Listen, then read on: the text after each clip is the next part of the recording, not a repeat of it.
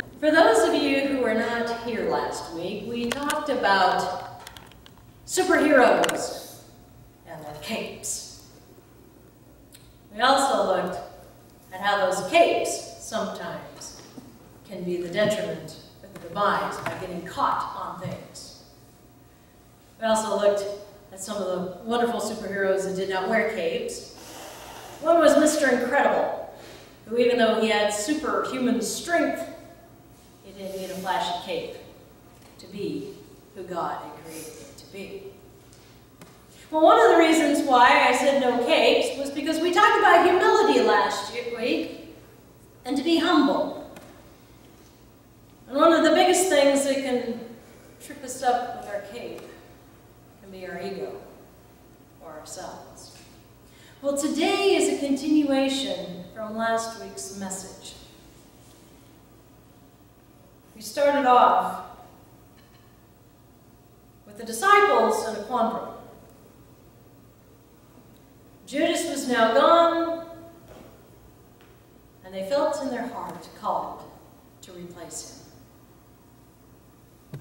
Now one may ask why? Why couldn't they just gone with 11? Well, I think the point for the 12 inner circle around Jesus was representing the 12 tribes of Judas.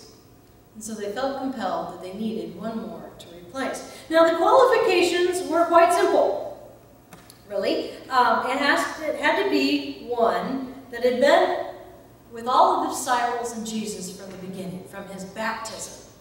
So they had been a part of the whole ministry.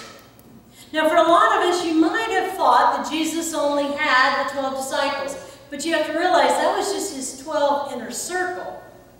As the scriptures even say here, just that very day when they were talking, there was over 120 of his disciples, both men and women, who were in the room when Peter was discussing this very fact. Now we know that at the ascension there was even more than that when Jesus was lifted up. So out of all of these disciples that had followed Jesus and had been through every part of his journey, only 2 were brought before the 11. We see it was Judas and Matthias. Now one may ask, what gave them more qualification than any of the other multitude that had known Jesus? I'm not for sure, because the scriptures don't tell us, but we are given a key part of how it was decided between the 2. Now it says that lots were cast. Now we know that when they cast a lot, dice are usually rolled. Now I don't know about you, but I have no luck when it comes to gambling. When it comes to rolling the dice, or if there's just, like I said, even 2 to pick from, I'm going to pick the wrong one every single time. I'm just not lucky that way. And so we have 2 guys, and it says lots were cast. But there was something really, really important with this casting of the lot. See, it wasn't by happen chance who got the position, because it says that they prayed. In fact, they were in one accord for quite some time trying to figure this out. And the prayer that they prayed was, "You, O Lord, who know the hearts of all, show which of these 2 you have chosen." See, that's a big link in the chain. You know the hearts. Now, we don't know what was going on with Judas or Matthias at that time. We weren't there. We didn't know them. But somehow I have the feeling that both were just as qualified. Both had the same credentials, and both probably loved Jesus about the same. But God had a plan for Matthias to be part of that 12. Now, does that mean that Judas, like the trick that we did earlier, got stuck in the shuffle and nothing ever came about with him anymore?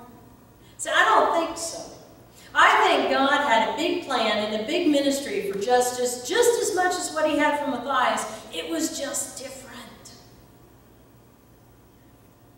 The other thing I like about Justus's name, Bob Goff brought this up in that book, Love Does. It's on the front of your bulletin.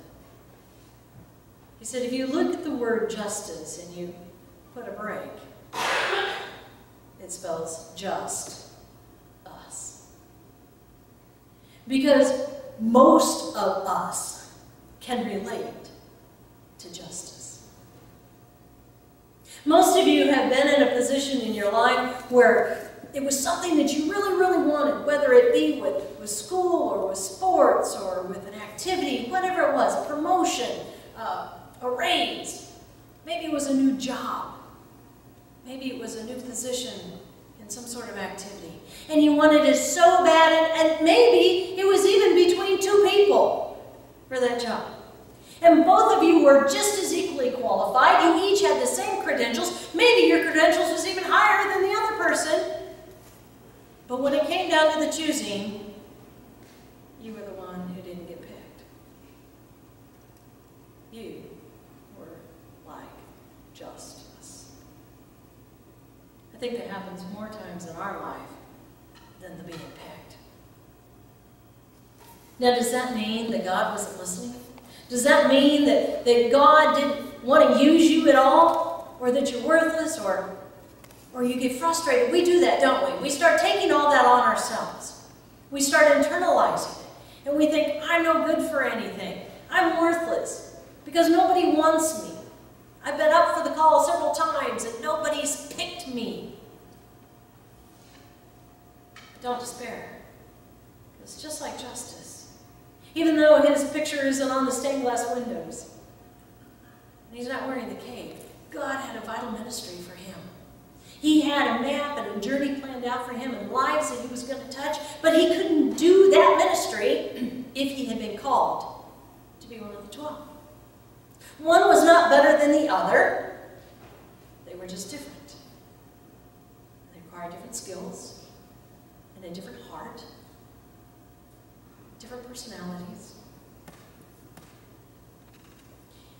I'm thinking of several people that I know who have been up for positions for jobs, and they wanted it so bad they could taste it, and when they didn't get it, they were just devastated. And I thought, now what am I going to do? That was what I worked for my whole life, that was my dream, that was my goal, and it didn't happen. Now what? And they started feeling lost in the shuffle. Like God wasn't even paying attention. He didn't care anymore. But see, the neat thing is, there was another opportunity that came right around the corner, one that was way better. I mean, it was beyond their wildest dreams or imagination. Something that would have never been possible if they would have taken the other job or been chosen for that. See, God has something special for each and every one of you. And even though you're just us, you're one of us, we're all individual. We all have unique gifts and skills that he wants to use. We're going to look at next week. I know we have the red up, and I'm going to ask that they leave the red for next week. Today is actually technically Pentecost, but they don't give you any time between Ascension Sunday and Pentecost to squeeze in this important scripture about an important man. Next week, we're going to look at Pentecost. And we're going to look at how there were so many of his disciples all sitting there waiting for the gift of the Holy Spirit.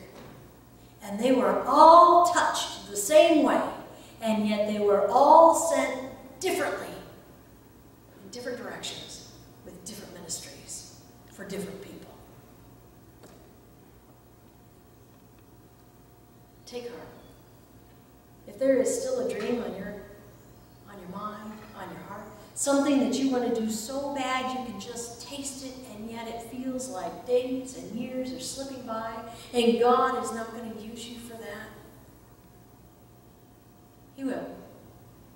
He's got a plan, but it's in his time and in his ways and how it all lines up on that journey and on that road. Know that you are not lost in the shuffle. He is standing right beside you through that entire journey. And it's not just Christ. It's Christ, it's his Father, and it's the Holy Spirit. All three are walking with you every step of the way. You're not alone. You're not forgotten. He has something very, very special for you.